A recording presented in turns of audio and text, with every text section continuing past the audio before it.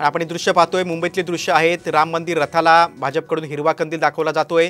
22 जानेवारीला अयोध्येमध्ये रामलल्लाचा प्राणप्रतिष्ठा सोहळा होणार आहे आणि या सोहळ्याची जय्यत तयारी अगदी प्रत्येक शहरामध्ये सुरू आहे। आपण हे दृश्य पाहतोय मुंबईतून। उपमुख्यमंत्री देवेंद्र फडणवीस यांच्या उपस्थितीत या रथाला हिरवा कंदील दाखवला जातोय।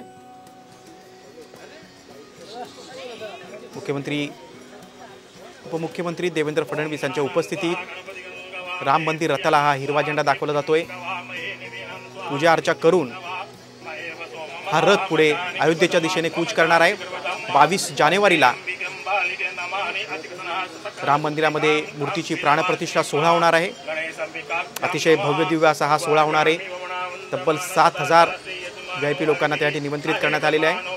प्रत्येक शहरातून या राम मंदिर सोहळ्यासाठी, लोकार्पण सोहळ्यासाठी कार्यक्रम होत आहेत। मुंबईतून हा राम मंदिराचा रथ आहे।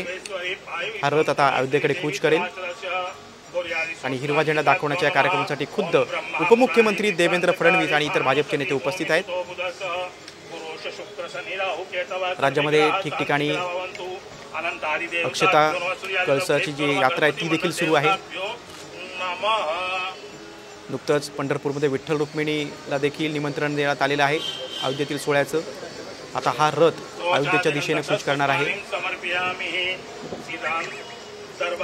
22 जानेवारीला अयोध्येमध्ये होणारा प्राणप्रतिष्ठा सोहळा हा अगदी दिवाळीसारखा साजरा करा अशी सूचनाच प्रत्येक शहरामध्ये देण्यात आलेली आहे। खुद्द मुख्यमंत्री एकनाथ शिंदेने देखील अशी सूचना केलेली आहे। उपमुख्यमंत्री देवेंद्र फडणवीस देखील त्याबाबत बोललेले आहेत।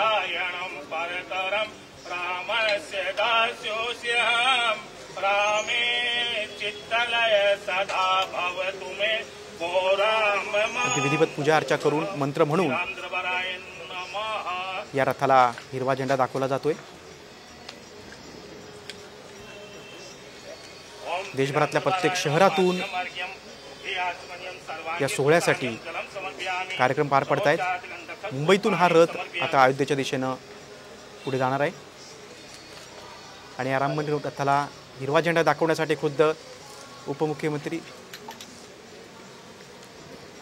22 जानेवारीला राम मंदिराचं लोकार्पण होणार आहे। रामलल्लाचा प्राणप्रतिष्ठा सोहळा होणार आहे आणि या पार्श्वभूमीवर राम मंदिराची प्रतिकृती घराघरात पोचावी यासाठी भाजपकडून विशेष तयारी करण्यात आली आहे। यासाठी अयोध्या ॲट होम या उपक्रमाचं देखील आयोजन करण्यात आले। उपमुख्यमंत्री देवेंद्र फडणवीस, रोहित शेट्टी देखील आहे, प्रसिद्ध चित्रपट दिग्दर्शक रोहित शेट्टी देखील इथे उपस्थित आहे।